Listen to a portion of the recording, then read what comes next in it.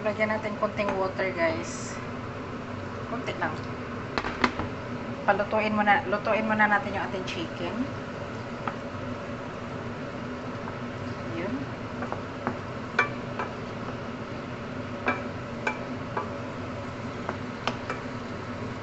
Yan, guys. Nakikita niyo yan.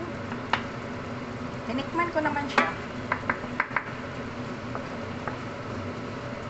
Okay na yung lasa niya. Yung ating fajita powder, ayan, naging ano na siya. Naghiwalay na sila.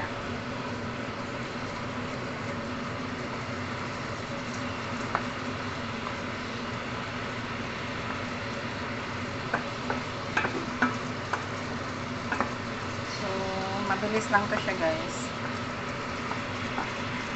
Kunti. Ano yun, wala natin manok palambutin.